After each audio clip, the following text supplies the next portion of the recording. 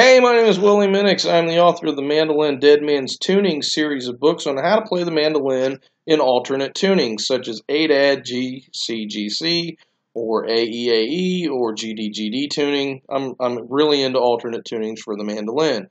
But I also teach guitar, piano, bass guitar, drums, voice lessons, harmonica lessons. You name it, I probably teach it. So I get a lot of people that come to me asking, well, how do you advertise your music lesson videos? Today I want to cover 5 more resources that you might be able to use to help you with your own marketing for your business. The first thing that I want to talk about is Google advertising. I haven't used Google advertising yet, but I get their advertisements in the mail all the time asking me to do it, and it's something that I do plan on doing this year to just see how it works. But from what I've heard, it's fairly inexpensive. It helps you reach a much larger audience in your area. So Google advertising is something that I plan on doing in the future, and you might check it out too. But that also brings up another one that I have tried, and that's Facebook advertising. And I have only used this twice because it's a new thing that for me that I found out about. A cousin of mine told me that he used it to advertise one of his albums, and it really helped him find a bigger market that way. So I have used it not for my music lessons yet, but just for my a couple of my albums that I've released. And the one that came out just recently is a pirate album where I do pirate songs, and so I did a Facebook advertisement for that. And I found I had 2 different posts that I tried out. One post I advertised just for a real small niche market, and that seemed to be really successful. And then the other post I tried out was for a really big audience that was kind of huge. And what I found out is I had more hits on the niche market when I kind of honed in on a really specific target audience than when I went with the big broad audience. So, you might try it either way and see what happens for you.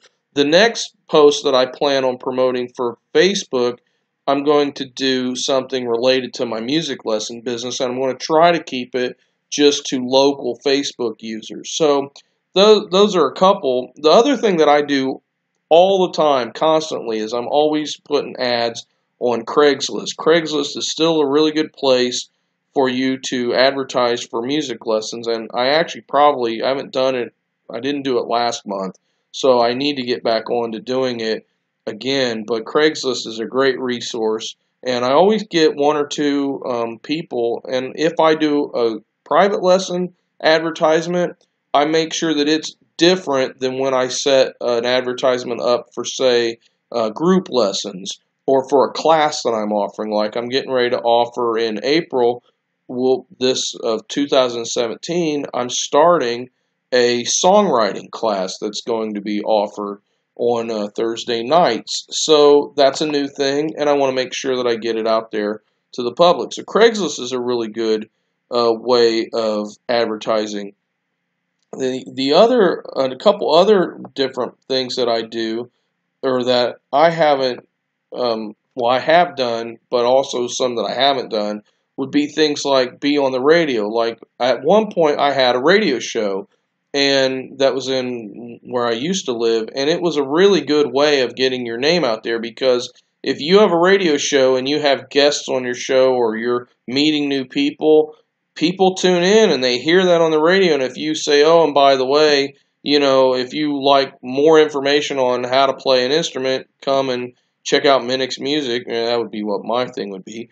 But or whatever your title is for your studio, come check it out, and you can learn how to play like this guest that we had, who's a local artist. It's a really good thing. And you can do a podcast too.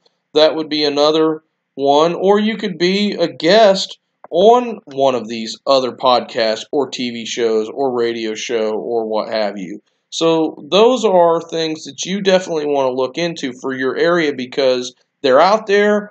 People want to hear that information, and the people that produce those shows want content. So not only can you make your own show, you can be a guest on other people's shows, and the more you're out there in the public, the more they're going to hear about you, and they're going to come and look you up.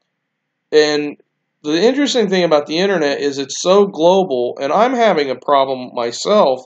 I get a lot of people from all over the world that contact me about my videos or my books or whatever, but I've yet to figure out the best way of bringing all that into a local thing. Because for a while, I haven't done Skype lessons, which that's something I probably am going to start doing this year also.